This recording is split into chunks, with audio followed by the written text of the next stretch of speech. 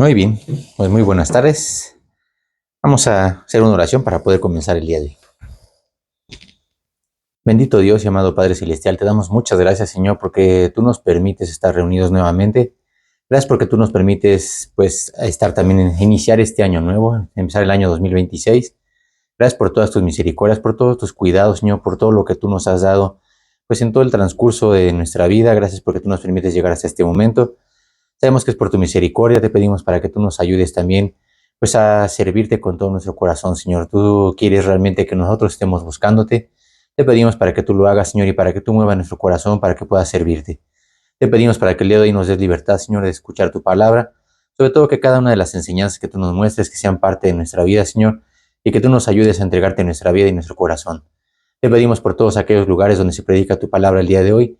Dales también gracias, dale sabiduría, dale poder, Señor, y sobre todo que baje tu espíritu, Señor, para que haya mucho impacto y mucha gente pueda entregarte su vida y su corazón.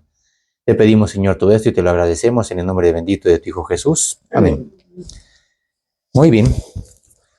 Vamos a ver el día de hoy un tema que se llama 4 mandamientos para empezar bien este año nuevo. Y vamos a ver por qué. Realmente el fin de año o el inicio de un año nuevo, pues es un momento en el que sirve para reflexionar, sirve para saber qué vamos a hacer. Entonces, este año nuevo, ¿verdad? Realmente que este año nuevo nosotros ya lo tomamos como una tradición. Sin embargo, este año nuevo o un año que empieza, ¿verdad? No siempre estuvo ligado al 1 de enero. Nosotros ya como tal, pues ya lo vemos de esa forma, ¿verdad? Pero en distintas épocas, ¿verdad? Y en otras regiones, el ciclo anual se celebraba en momentos diferentes. Por ejemplo, en la antigua Roma, el año comenzaba no en enero, empezaba en marzo, hasta que un emperador que se llamaba Julio César, a mediados del siglo I antes de Cristo, se le ocurrió reformar el calendario e hizo un calendario que se llamaba calendario juliano, a partir de él, ¿verdad? Y él fijó a enero como el primer mes del año. Ahora, ¿qué tenía que ver esto? ¿O de dónde sacó esto de enero, verdad? Esta decisión estuvo asociada con un dios que tenían que se llamaba Jano. Resulta, ¿verdad?, que era el dios de la mitología romana de los comienzos y de los finales, de las puertas y de las transiciones. Representado este dios, ¿verdad?, con 2 caras, una que veía hacia adelante y una que se veía hacia atrás, ¿verdad?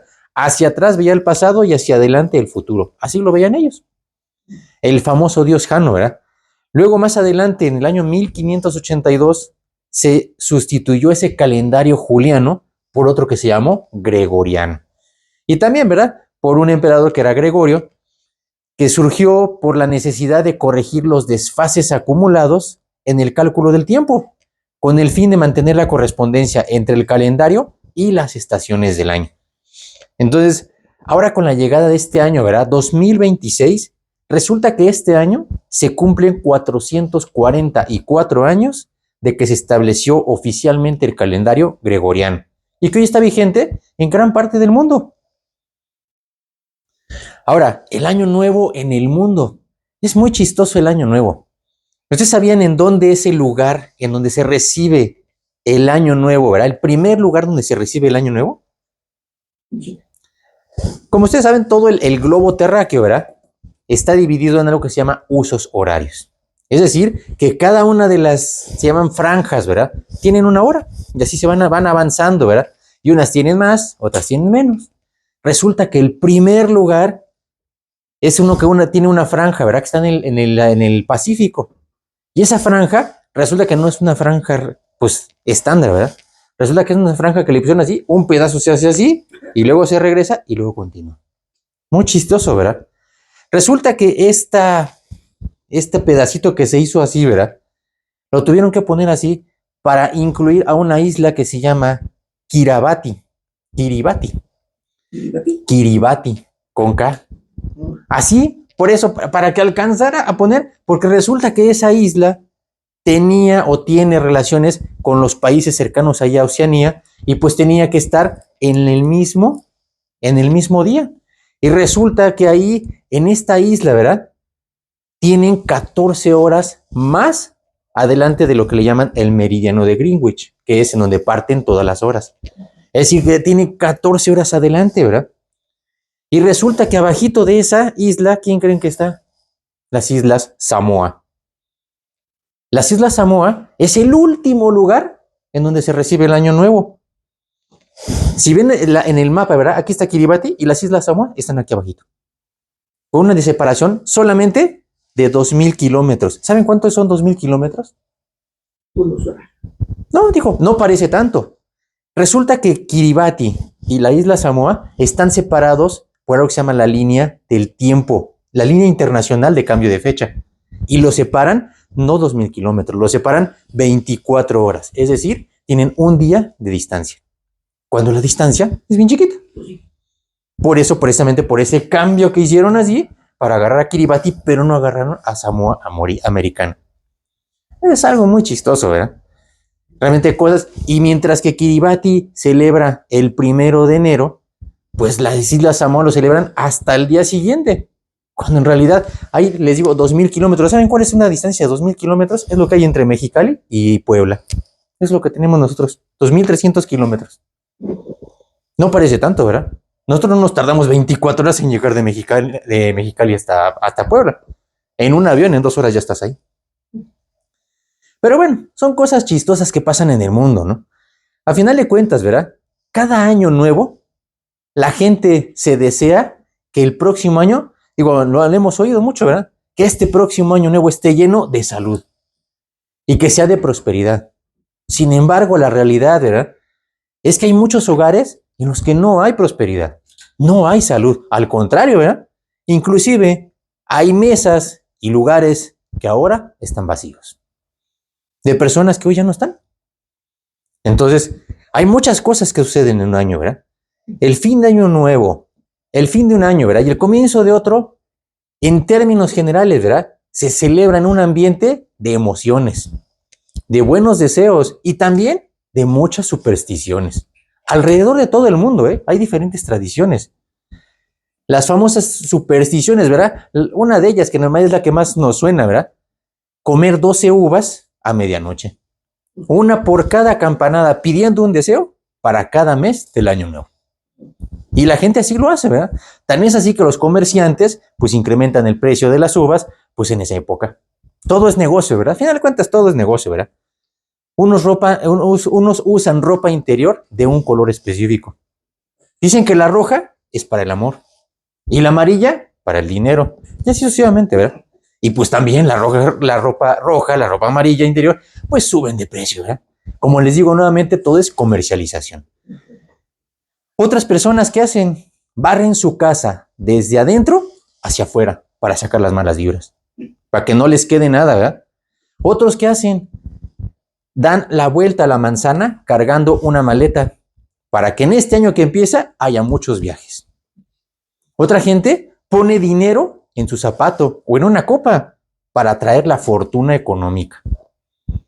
Otros, más radicales, ¿verdad? Queman un muñeco de trapo que representa esos malos momentos del año pasado para dejarlos atrás. Otra gente, ¿verdad? Abre las puertas y las ventanas de su casa a la medianoche para que entre el año nuevo y con ello la buena suerte. Y así sucesivamente, ¿verdad? Hay muchas tradiciones en todo el mundo, ¿verdad? Hay muchas cosas, ¿verdad? Sin embargo, para nosotros como cristianos, el fin de año y el inicio de otro no debe ser cuestión de superstición. Debe ser un momento de reflexión acerca de todo lo que pudimos vivir en ese año que terminó. Por un lado, hubo cosas buenas, cosas que pudimos gozar y que nos trajeron bendición, efectivamente. Pero también hubo otras cosas que fueron todo lo contrario. Fueron consecuencias de nuestras desobediencias, errores que nos trajeron rotundos fracasos y dolores de cabeza, que también son importantes. De hecho, son más importantes que las cosas buenas, porque de los fracasos, ¿verdad? Es el camino del éxito.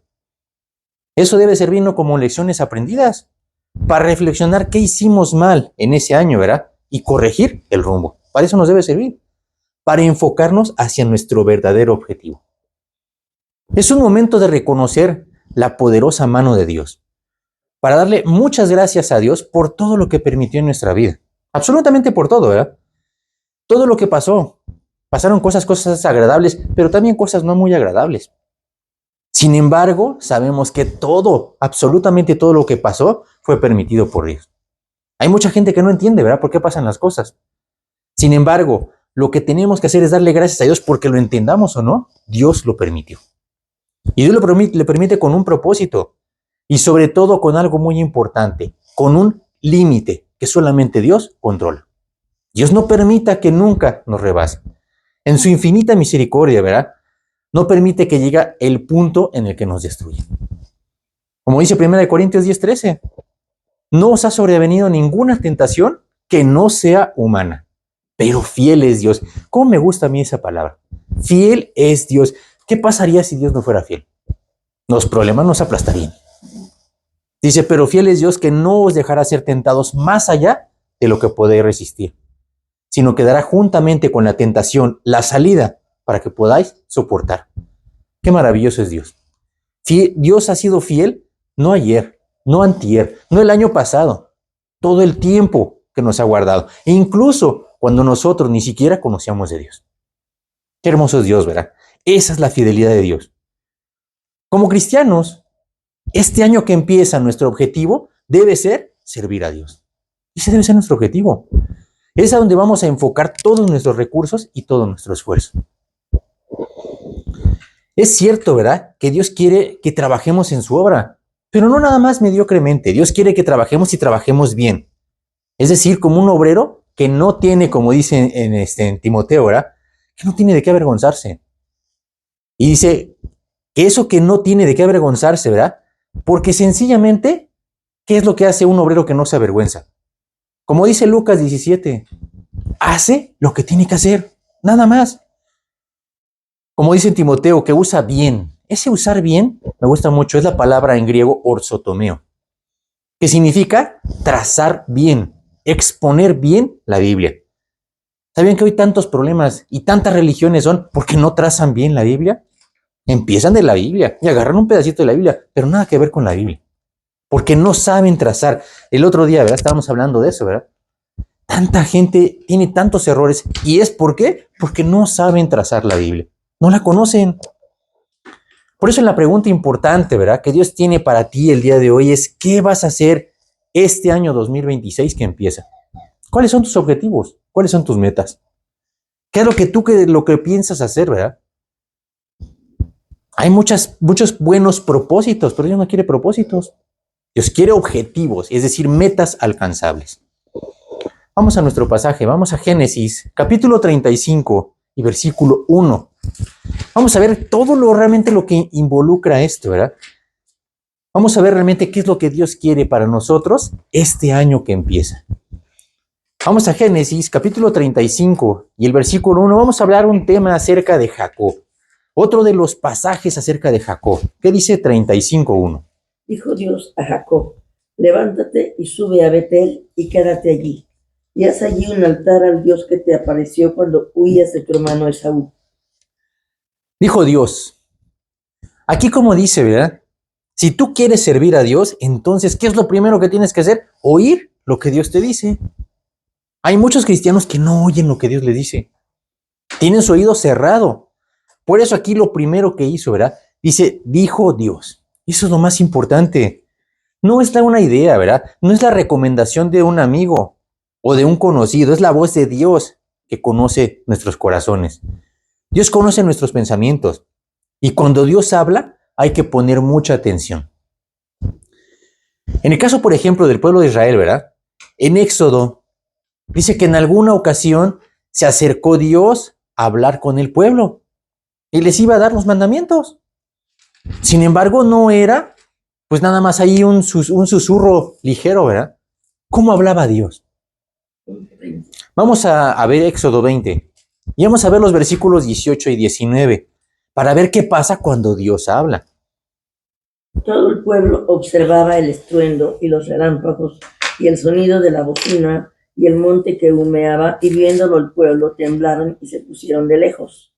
Y dijeron a Moisés, habla tú con nosotros y nosotros oiremos, pero no hable Dios con nosotros para que no muramos. Aquí dice que cuando viene Dios, ¿verdad? Era algo diferente. No era el que nada más, pues qué bueno que Dios habló, ¿verdad? Pues felicidades, ¿verdad? ¿No? Dice que realmente era una escena, imagínense que era una escena impresionante.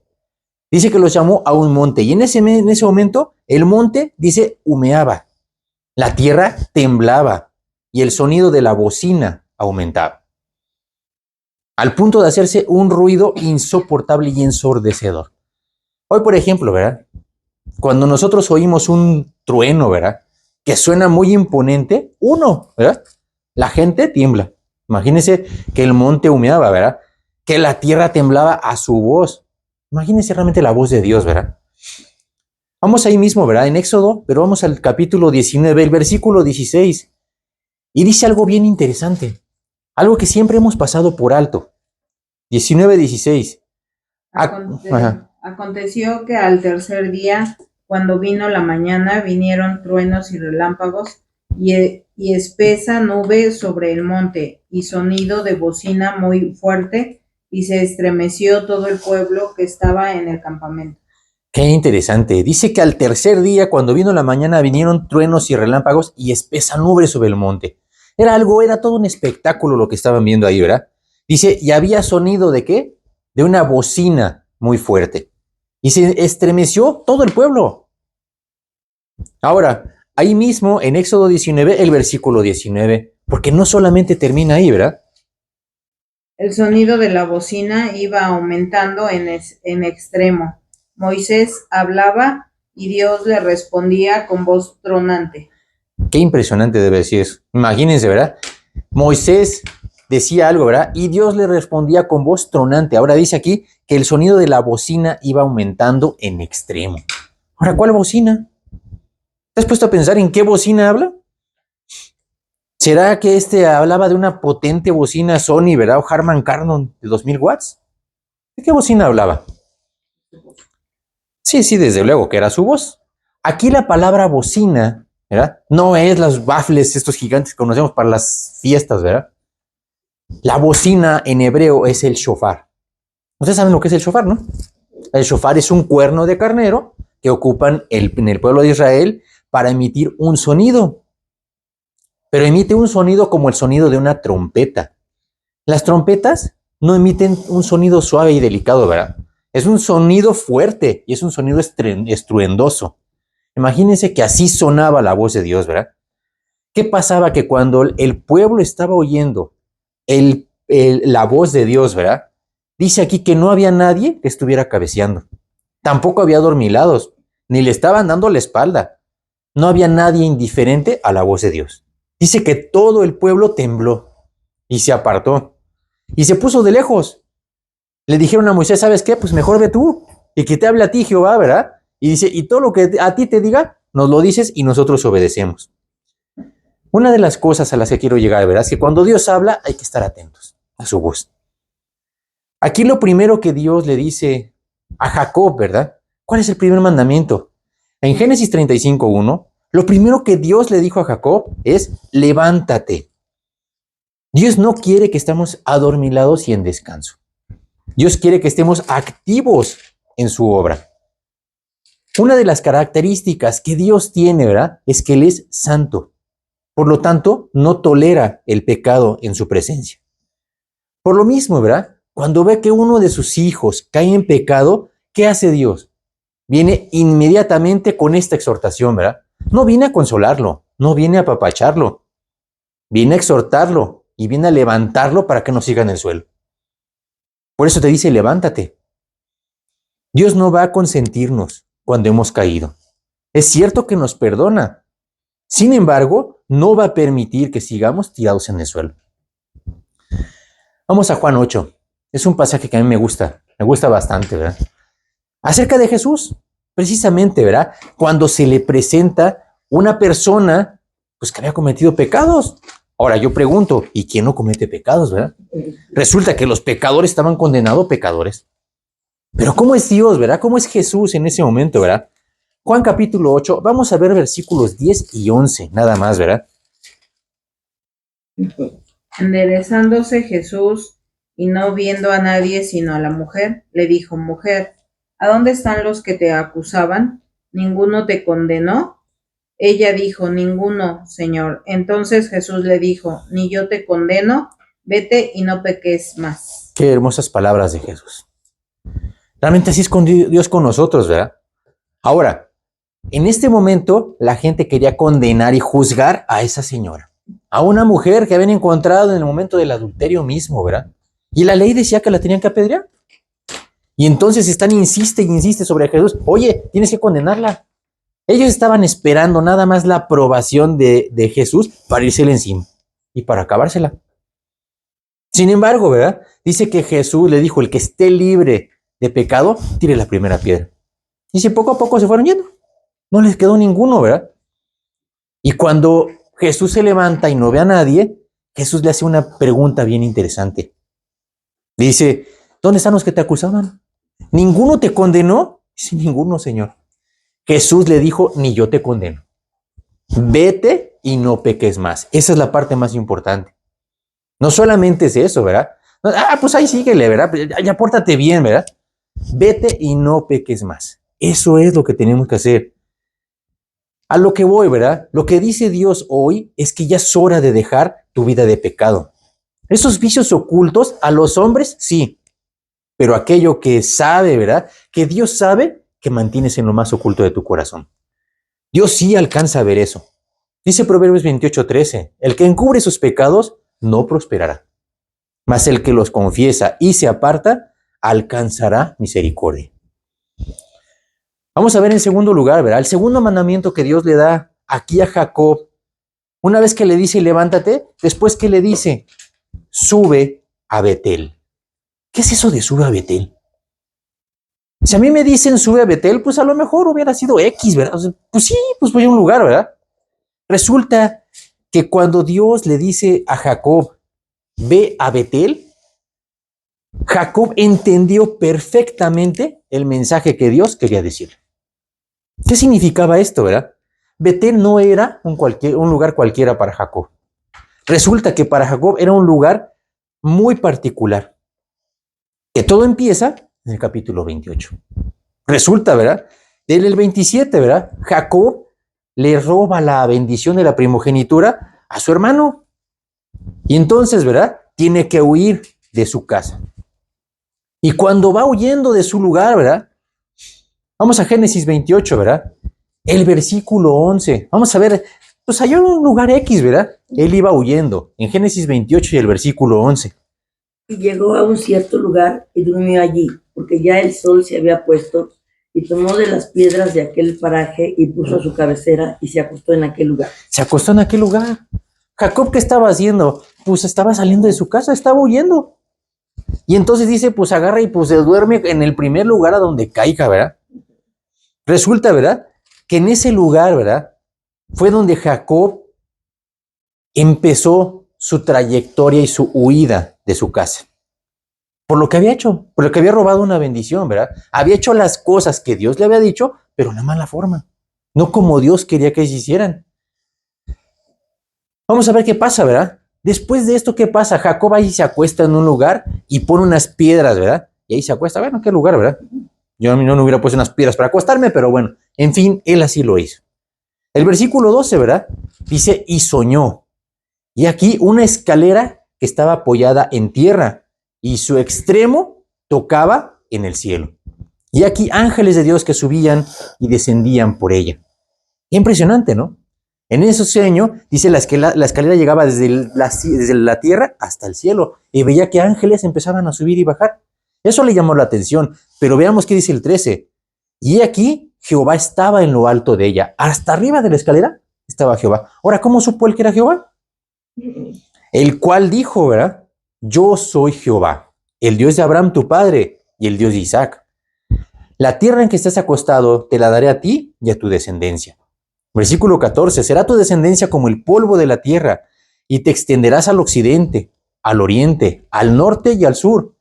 Y todas las familias de la tierra serán benditas en ti y en tu simiente. Quiero que veamos el versículo 15. Es la bendición más grande que le da a Jacob, ¿verdad? He aquí, yo estoy contigo y te guardaré por donde quiera que fueres. Volveré a traerte a esta tierra. Y fíjense, es algo que a mí me encanta, ¿verdad? Porque no te dejaré hasta que no haya hecho lo que te he dicho. Esa se llama fidelidad de Dios. Dios nos va a guardar hasta que Él dice, no te dejaré hasta que ella haya hecho lo que te he dicho. ¿Saben qué significa eso? Que Dios va a cumplir, es una garantía de cumplimiento de sus promesas. Después, ¿qué hace Jacob? El 16, y se despertó Jacob de su sueño y dijo, ciertamente Jehová está en este lugar. Y yo no lo sabía. Pues claro que no lo sabía. Dice el 17, y tuvo miedo y dijo, cuán terrible es este lugar. No es otra cosa que casa de Dios y puerta del cielo. Y se levantó Jacob de mañana y tomó la piedra que había puesto de cabecera y la alzó por señal y derramó aceite encima de ella. Y llamó el nombre de aquel lugar Betel, aunque Luz era el nombre de la ciudad primero. Betel, ¿verdad? Fue el lugar en donde Jacob tuvo un encuentro real con Dios. Resulta que Jacob, pues ya oraba. Antes de eso ya se redirigía a Dios, ¿verdad? No le, el Dios de Abraham, el Dios de Isaac. Pero se dirigía bien padre a él, ¿verdad? Oraba y le pedía, pero ahí lo conoció verdaderamente. Dice, yo no sabía, yo no conocía a Dios, ¿verdad? Como decía Job, ¿verdad? En Job 42:5, de oídas te había oído, mas ahora mis ojos te ven. ¿Sabes qué? Que Dios te va a llevar a que lo conozcas algún día. No nada más a las platicadas, no un Dios de cuentos, no un Dios de historietas, un Dios en el que lo vas a ver físicamente, ¿verdad? Fíjense el versículo 20. E hizo Jacob voto diciendo, si fuere Dios conmigo y me guardare en este viaje en que voy y me diere pan para comer y vestido para vestir, y si volviere en paz a casa de mi padre, Jehová será mi Dios. Y esta piedra que he puesto por señal será casa de Dios. Y de todo lo que me dieres, el diezmo apartaré para ti. Eso fue en el capítulo 28. Resulta que Jacob se va y llega a casa de Labán y hacen realmente una historieta, ¿verdad? Resulta que cuando llega al capítulo 35, esta promesa que había hecho Jacob, pues estaba olvidada. Ni se acordaba de Dios. Por eso Dios le dijo, sube a Betel. Dios te está llamando hoy a que regreses a ese momento, ¿verdad? Jacob había hecho una promesa a Dios, pero ahora estaba muy alejado de esa promesa. Por eso Dios le hace la misma exhortación que le hizo a la primera iglesia de Asia, ¿verdad? A la iglesia de Éfeso, en Apocalipsis 2. En Apocalipsis 2, ¿verdad? El versículo 4 dice, pero tengo contra ti que has dejado tu primer amor. El versículo 5 es impresionante. Es la exhortación, recuerda por tanto de dónde has caído y arrepiéntete y haz las primeras obras, pues si no vendré pronto a ti y quitaré tu candelero de su lugar, si no te hubieras arrepentido. El mensaje que Dios le estaba dando a Jacob, ¿verdad? Era de que tenía que regresar a Betel. ¿Por qué le tenía que decir eso? Porque resulta que Jacob hoy estaba muy lejos de ese lugar. Y cuando tú estás lejos de Dios, ¿verdad? No va a haber bendición de parte de Dios. Por eso Dios tiene que decir que regreses, ¿verdad? Resulta que Jacob era quien le había puesto el nombre de Betel a Luz. La ciudad no se llamaba así. Jacob fue el que dijo, esta es casa de Dios, ¿verdad? Para él era un lugar especial, era un lugar santo, era la casa de Dios. Sin embargo, ahora la casa de Dios estaba abandonada. Es lo mismo que pasa hoy en la actualidad, ¿verdad? Es exactamente la misma llamada de atención que Dios hace para ti.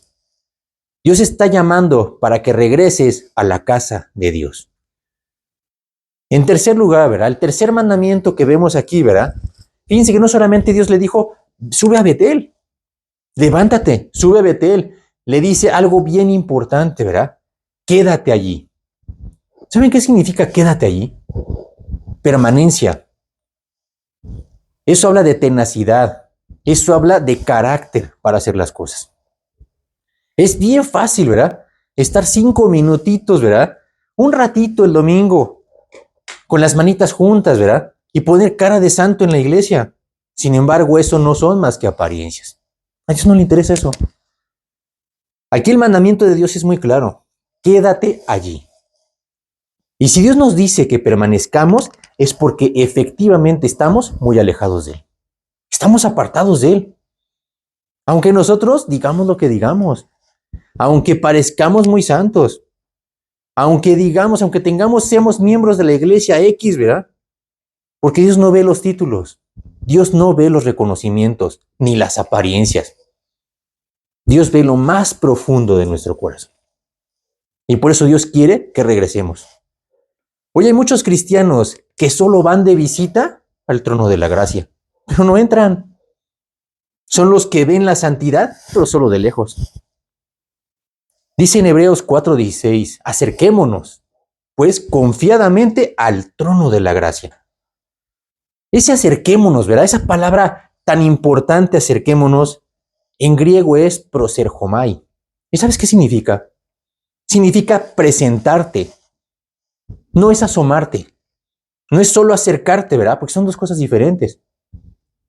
Tú puedes decir, oye, ve y entra a esa casa, ¿verdad? Y tú puedes asomarte por la ventana. Ah, pues ya llegué y nos vemos, ¿verdad? Ya me voy. Ya lo conozco. Eso no significa nada, ¿verdad? Hay mucha gente que va de visita a la santidad. Vamos a verla de lejos. Ah, sí, ya la conocí, ¿verdad? Eso no es cierto. Dios no quiere que tengas una idea de la santidad. Quiere que estés dentro de la santidad, que la experimentes, que la vivas, que sea parte de nosotros. No un cuento, ¿verdad? No una historia de alguien más. Por eso es por lo que hoy en la actualidad hay muchos pseudo cristianos, ¿verdad? Que hablan de la santidad, pero que en realidad no la conocen. Una de las cosas más difíciles de la vida como cristianos es llevar una vida diaria de santidad. Una vida donde no hay apariencias en nuestro corazón. Y por eso debes entender dos cosas muy importantes de la vida cristiana. Lo primero que tenemos que hacer es reconocer que solo Dios puede hacer ese trabajo. Nosotros no. La realidad es que no es posible llevar una vida de santidad por nosotros mismos. Hay mucha gente que intenta, pero se da cuenta de que no puede. Y como hablaba yo con el otro día con una persona, ¿verdad? ¿Y sabes cuál es el problema principal de la santidad? Que ni siquiera queremos ir a la santidad. Nuestra carne es la primera que nos lleva siempre en contra de Dios y por lo tanto de la santidad. Le corres para el otro lado, ¿verdad? Decía Pablo en Romanos 7:15, porque lo que hago no lo entiendo. Pues no hago lo que quiero, sino lo que aborrezco, eso hago. Ahí mismo Pablo, ¿verdad? En el versículo 18 de Romanos 7, ¿verdad? Y yo sé que en mí, esto es en mi carne, no mora el bien. Es decir, Pablo estaba entendiendo cuál era el problema. En mi carne no mora el bien, porque el querer el bien está en mí, pero no el hacerlo. Y ahí es donde empieza el conflicto, ¿verdad? Por eso tenemos que entender, como decía Pablo, ¿verdad? El querer hacer las cosas, ¿verdad? El bien no mora en mi carne. Y en segundo lugar, ¿verdad? No basta con reconocer nada más el que nosotros queramos y que reconozcamos que Dios puede hacer ese trabajo. Tenemos que dejar que Dios haga el trabajo. Hay cristianos que sí entienden y sí reconocen que ese trabajo solamente lo puede hacer Dios. Sin embargo, no dejan que Dios actúe en sus vidas. Dios quiere y puede hacer ese trabajo. Vamos a ver un versículo que está en Isaías, capítulo 28 y versículo 21. Hay que entender que es un trabajo especial y es un trabajo exclusivo de Dios. No podemos hacer nosotros este trabajo. Hay mucha gente, ¿verdad? Muchos cristianos frustrados porque quieren hacer el trabajo del Espíritu Santo y no lo pueden hacer porque es un trabajo de Dios. Isaías capítulo 28 y versículo 21. Porque Jehová se levantará como en el monte Perasim, como en el valle de Gabaón. Se enojará para hacer su obra, su extraña obra, y para hacer su operación, su extraña operación. Para hacer su obra, no nuestra obra, ¿eh? Eso es lo que no entendemos muchas veces. Nosotros queremos hacerla de Espíritu Santo, que les dé catorrazos a los cristianos, a los inconversos, para que entiendan, no, Dios no nos mandó a dar catorrazos, nos mandó a exponer la Biblia. Por eso dice su extraña obra, para hacer su operación, no podemos meternos. Nosotros no somos quien para hacer el trabajo exclusivo de Dios. Eso significa, ¿verdad? que Dios no va a pasar encima de nuestra voluntad. Pasa lo mismo que cuando pasó, ¿verdad? Cuando nosotros aceptamos a Cristo como nuestro Señor y nuestro Salvador, Dios no nos pasó encima. En Apocalipsis 3:20, ¿verdad? Que yo creo que todos conocemos, ¿verdad? Aquí yo estoy a la puerta y llamo. Si alguno oye mi voz y abre la puerta. Esa es la palabra clave. Entraré a Él y cenaré con Él y Él conmigo, ¿verdad?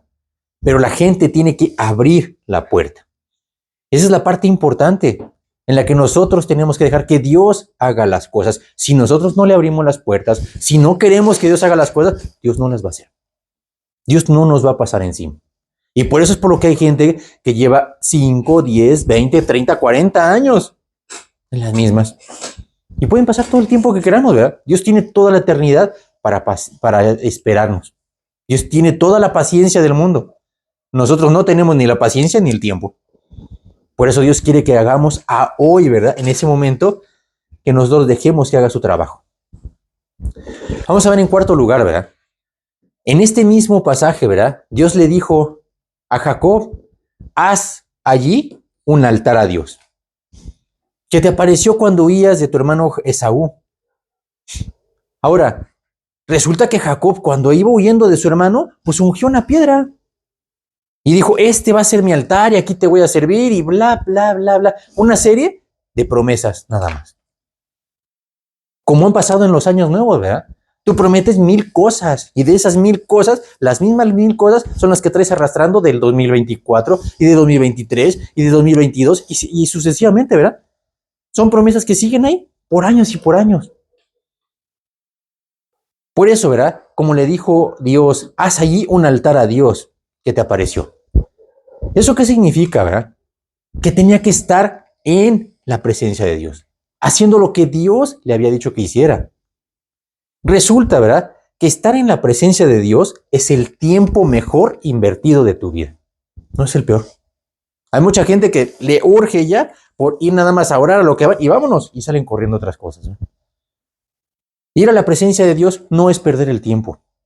Tampoco es hacer lo que no le agrada a Dios. Parece lógico, ¿verdad? Oye, ¿tú vas a la presencia de Dios a hacer todo lo que le desagrada? Pues no, ¿verdad? Entonces, parece algo de lo más lógico y elemental. Sin embargo, hay muchos cristianos que empiezan bien, pero que luego se desvían y quieren hacer las cosas a su manera. En la Biblia, ¿verdad? La Biblia no nos oculta nada. La Biblia, si algo tiene, es que nos muestra las cosas tal y como son. Nos muestra todo el panorama, lo bonito y también lo feo, para que nosotros veamos cómo somos nosotros, ¿verdad? Nosotros no debemos olvidar nunca que tenemos que hacer las cosas exactamente como Dios lo dijo. No como nosotros creemos que Dios dijo. Así como Dios lo dijo, ¿verdad? Aunque parezca absurdo, aunque parezca ilógico. Imagínense a Abraham, ¿verdad? Cuando Dios lo va a ver y le dice, necesito que me entregues a tu hijo y que lo ofrezcas en sacrificio. Oye, Señor, pero si tú prohibiste eso, ¿verdad? Si Abraham se hubiera puesto a contender con Dios, nunca hubiera llegado a ser el amigo de Dios. Dice, creyó Abraham a Dios y le fue contado por justicia. Tenemos que creerle a Dios. Como Dios no lo diga, oye Señor, pero es que se ve negro, es que yo no creo, es que no entiendo. Dios no te pidió tu opinión. Nada más quiere que obedezcas. Dios conoce todo, tienes que confiarle todo. Ahora, tenemos que hacer las cosas, ¿verdad? No solo cuando tengas ganas, no solamente cuando quieras. Independientemente de que si quieres o no quieres hacerlo, cuando Dios te habla tienes que hacerlo. Es el mejor tiempo en el que Dios viene. En el libro de Reyes, ¿verdad? Habla precisamente de los reyes de Israel, de los reyes de Judá. Se mencionan muchos casos, ¿verdad? Algunos de estos reyes nunca quisieron nada con Dios. Lo echaron a su espalda y hicieron todo lo que quisieron. Sin embargo, otros, ¿verdad? Empezaron muy bien. Empezaban buscando a Dios. Empezaban obedeciendo. Pero nada más esperaron a que les fuera bien, a que tuvieran estabilidad, a que tuvieran riquezas, a que tuvieran poder. Y entonces, ¿qué hicieron? Le dieron la espalda a Dios. Hay mucha gente, ¿verdad? En la actualidad que pasa igual. Hay muchos ejemplos de estos en la Biblia, ¿verdad? como Salomón. Salomón fue una persona ejemplar, ¿verdad? Escribió 3000 proverbios y un montón de cosas, ¿verdad? Y Salomón terminó en la peor apostasía. Es diametralmente opuesto. Es como veíamos una vez, ¿verdad? Salomón quemaba y ofrecía 1000 holocaustos, ¿verdad? ¿Cuántas esposas tuvo? Coincidentemente también 1000. Cómo Satanás se encarga de quitar todas las cosas y todas las bendiciones y nos deja sin nada, ¿verdad? El caso de Joás. ¿Se acuerdan quién fue Joás, no? Otro de los reyes, ¿verdad? Resulta que Joás era uno de los reyes más jovencito, ¿verdad? Joás empezó a reinar, si no es que es el más joven, ¿verdad? A los 7 años de edad. Entonces, y dice, y cuando él empezó, ¿verdad? Dice, él sirvió a Jehová todo el tiempo que nos instruía un sacerdote que se llamaba Joiada. Qué hermoso era. Dice, nada más, se murió Joiada y terminó él mismo matando a su hijo, cuando lo reprendió por todo lo que estaba haciendo. Qué terrible, ¿no? Amasías, ese fue otro, ¿verdad? Otro de los reyes de Judá, ¿verdad? Vamos a hablar el día de hoy de uno, digo, y nada más un resumen, ¿verdad? El siguiente rey se llamaba Uzías. ¿Sabían que Uzías fue uno de los reyes que más estuvo en el poder? 52 años se aventó. 52.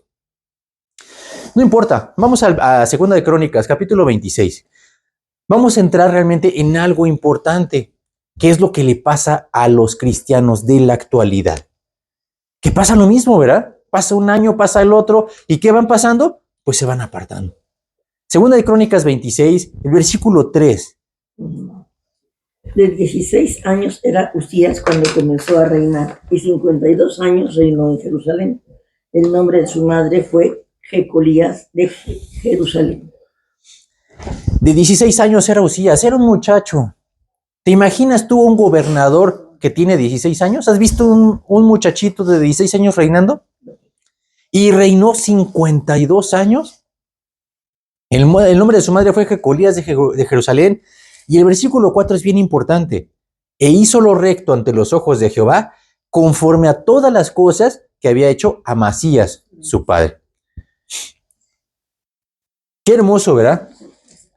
Que este rey, dice, hizo lo recto ante los ojos de Jehová. Dice, este rey buscó a Dios con todo su corazón. ¿Pero qué crees? Pero no todo el tiempo. También un día se cansó. Fíjate el versículo 5. Algo bueno que tenía este rey Uzías, ¿verdad? Y persistió en buscar a Dios en los días de Zacarías, entendido en visiones de Dios, y en estos días en que buscó a Jehová, él le prosperó. Qué casualidad. Dice, y persistió en buscar a Dios. ¿Sabes qué significa persistir? El seguir a pesar de que toda la demás gente no le interesa. Porque tuvo un montón de persecución y de oposición. Sin embargo, él persistió en buscar a Dios. Si algo tenías que dijo, yo voy a servir a Dios, como dijo Josué, ¿verdad? Mi casa y yo serviremos a Jehová, aunque los demás no quieran servir. Dice, y todo el tiempo, ¿verdad? Que buscó a Dios, Dios le prosperó. Qué hermoso. Hay mucha gente, ahora, ¿qué es eso de prosperidad? Hay mucha gente que le encanta el evangelio de la prosperidad, ¿verdad? Específicamente este rey es un rey que tiene aparentemente todo. Dice aquí, ¿verdad? El versículo 7, que Dios le ayudó contra los filisteos y contra los árabes, es decir, contra sus enemigos. No hubo nadie que se le parara enfrente. Dice que edificó unas torres en Jerusalén y otras en el desierto. Dice además, ¿verdad? Especialmente que este rey tenía muchos ganados, tenía viñas, tenía labranzas, tanto en los montes como en los llanos fértiles. En todos lados, dice, hizo hortalizas. Dice, era amigo de la agricultura, como dice el versículo 10. Tuvo un ejército de guerreros valientes y esforzados, y tenía un ejército poderoso y fuerte. Vamos a leer el versículo 15. Me gusta mucho cómo dice el versículo 15. E hizo en Jerusalén máquinas inventadas por ingenieros para que estuviesen en las torres y en los baluartes, para arrojar saetas y grandes piedras, y su fama se extendió lejos, porque fue ayudado maravillosamente hasta hacerse poderoso. Hasta hacerse poderoso. Todo esto no era poder, era bendición de Dios. Pero cuando tú interpretas la bendición de Dios como poder, en ese momento viene algo, ¿verdad? Como vamos a ver más adelante, viene su ruina. Por eso no podemos confiarnos. El versículo 16 dice bien claro, mas cuando ya era fuerte, su corazón se enalteció para su ruina, porque se rebeló contra Jehová su Dios, entrando en el templo de Jehová para quemar incienso en el altar del incienso. Dice, cuando ya era fuerte, su corazón se enalteció. ¿Y si ya era fuerte? La pregunta importante, ¿verdad? ¿Él era fuerte y poderoso? Claro que no. No era más que un insolente, soberbio y altivo. Pero Satanás te lo vende como fuerte y poderoso. ¿Quién como tú, verdad? A Satanás le da lo mismo cómo le llames. Su objetivo es que te apartes de él. Por eso su estrategia favorita es el orgullo, es enaltecerte. Porque esa estrategia, ¿qué crees? Nunca le falla. Esa fue exactamente, ¿verdad? La estrategia que usó con el primer ángel, ¿verdad? Lucero, como dice en Isaías. El hijo de la mañana, dice, se enalteció su corazón. Dice Isaías 14:12. ¿Cómo caíste del cielo, oh lucero, hijo de la mañana? Cortado fuiste por tierra, tú que debilitabas a las naciones. Cualquiera, imagínese, era la persona más poderosa. Pues esa persona más poderosa la derribó el orgullo. En Ezequiel 28:17 continúa diciendo, se enalteció tu corazón a causa de tu hermosura. Corrompiste tu sabiduría a causa de tu esplendor. El chancla siempre te va diciendo, hombre, pues no hay ninguno más maravilloso que tú, ¿verdad? Y en ese momento, mira, pero solitos vamos, ¿verdad? Y nos damos un trastazo, ¿verdad? Tal vez tú no seas un rey, pero ¿también te sientes fuerte y poderoso? ¿También sientes que ya no necesitas a Dios para nada en tu vida? Esa es precisamente la razón, ¿verdad? Por la que Dios hoy vuelve a ti y te dice, necesito que regreses a tu primer amor. En el Salmo 119, ¿verdad? Me gusta mucho cómo dice la expresión, ¿verdad? ¿Con qué limpiará el joven su camino? Con guardar tu palabra. Ahora, el versículo 10 dice, con todo mi corazón te he buscado. ¿Es cierto? La pregunta es, ¿y tú sí buscas a Dios con todo tu corazón? ¿Con toda tu alma? ¿Con toda tu mente y con todas tus fuerzas? Como dice en Marcos 12:30. ¿Será esta la razón por la que no tienes una victoria sobre el pecado y el mundo? Precisamente por eso, ¿verdad? Este mismo versículo, ¿verdad? El versículo 10 de Salmo 119, continúa diciendo, no me dejes desviarme de tus mandamientos. Porque lo primero que hacemos, ¿qué crees que es? Desviarnos. Y ya cuando menos ves, anda súper lejos. El versículo 11, ¿verdad? De Salmo 119. En mi corazón he guardado tus dichos para no pecar contra ti. Eso es muy importante. Ahora, ¿a ti te duele pecar contra Dios? Si no te duele, ¿verdad? Pues entonces estamos hablando de otra cosa, ¿verdad? Pero si a ti no te gusta estar ofendiendo a Dios, entonces esta es la pregunta del millón. ¿Quieres saber cuál es el secreto para permanecer fiel a Dios? ¿A ti te gustaría saber? Ese es un secreto, ¿eh? El otro día estaba hablando con una persona y me dice, es que ¿sabes qué? Eso es imposible. No se puede. Yo lo he intentado y la verdad termino siempre yéndome para otro lado. Y dije, bueno, es lo que tú dices. Dios dice que sí se puede, pero hay un secreto. Que a lo mejor tú no conoces, ¿verdad? Le dije, te voy a decir en dónde está. Segunda de Samuel, capítulo 7 y versículo 29. El día que tú entiendes este versículo, en ese momento se acaban todas tus excusas, todos tus pretextos. Segunda de Samuel 7:29. Resulta que Segunda de Samuel 7:29, ¿verdad? Fue escrita por el rey David, cuando Dios se aparece a David y le contesta acerca de lo que Dios iba a hacer con David. Sin embargo, le da la clave de lo que tienes que hacer. Dice Segunda de Samuel 7:29. Ven ahora a bien bendecir la casa de tu siervo para que permanezca perpetuamente delante de ti. Porque tú, Jehová Dios, lo has dicho, y con tu bendición será bendita la casa de tu siervo para siempre. Ten ahora a bien bendecir la casa de tu siervo. ¿Para qué? Para que permanezca perpetuamente delante de ti. ¿Quieres saber en dónde está la bendición? en la presencia de Dios. No 5 minutos, no un ratito, no cuando te hablen, no de nada más de 5 minutitos. Permanecer perpetuamente delante de ti. Eso es lo que tenemos que hacer. En su presencia, verás, solamente hay santidad. ¿Sabes qué pasa cuando estás en la presencia de Dios? Ahí no hay pecado. ¿Por qué? Porque ahí no puede entrar el pecado. Entonces, conclusión, todo el tiempo que estés en la presencia de Dios, tendrás paz y tendrás la victoria sobre el pecado y el mundo. Por eso Dios quiere que permanezcamos perpetuamente en su presencia. No 5 minutos. A nadie le gusta tener una victoria, ¿verdad? De 5 minutos. ¿Te gustaría tener la victoria toda tu vida? Bueno, pues de la misma forma tenemos que permanecer todo el tiempo delante de Él. Es la única forma para que nosotros tengamos esa victoria que tanto anhelamos. Entonces, si quieres que este año, 2026, 2027 y los que vengan, ¿verdad? Los que Dios nos permita, pues tenemos que pedirle eso, que permanezcamos perpetuamente delante de Él. No hay otra forma. Si tú estás afuera de la voluntad de Dios, no vas a tener bendición. Es muy sencillo. Entonces vamos a orar, vamos a pedirle a Dios que realmente Él haga esto en nuestros corazones.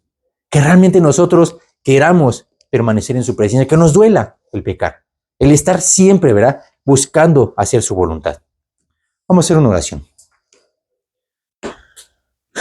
Bendito Dios y amado Padre Celestial, te damos muchas gracias, Señor, porque tú nos muestras todas tus enseñanzas. Gracias por esta llamada de atención que tú nos haces. Gracias porque tú estás con nosotros, Señor, porque tú siempre quieres lo mejor para nosotros. Te pedimos para que nosotros nos des un corazón fiel, Señor. Un corazón sencillo, un corazón de carne, que pueda ser sensible a tu palabra, que pueda oír tu voz, Señor. Te pedimos para que tú nos ayudes a buscarte y a estar en tu presencia todos los días de nuestra vida, para que tú nos puedas dar esa bendición que quieres darnos. Te pedimos, Señor, para que tú nos ayudes a estar muy cerca de ti, oyendo tu palabra, que tú avives nuestro corazón, para que podamos estar haciendo tu voluntad hasta que tú vengas por nosotros, Señor. Te pedimos que tú nos des fidelidad, que tú nos des un corazón honesto, un corazón puro que quiera servirte. Te pedimos, Señor, también para que tú alcances a todos nuestros familiares, a la gente que no te conoce, Señor. Gente que nada más habla, pero que no te han tenido un encuentro contigo. Te pedimos para que tú realmente puedas ser parte de su vida, de su experiencia, y que mucha gente pueda entregarte su vida, su alma y su corazón, Señor. Te pedimos para que tú nos guardes y para que tú permitas que podamos seguir trabajando en tu obra como un obrero que no tiene que avergonzarse, Señor, hasta que tú vengas por nosotros. Te lo pedimos todo y te lo agradecemos en el nombre bendito de tu Hijo Jesús. Amén. Que Dios los bendiga. Terminamos.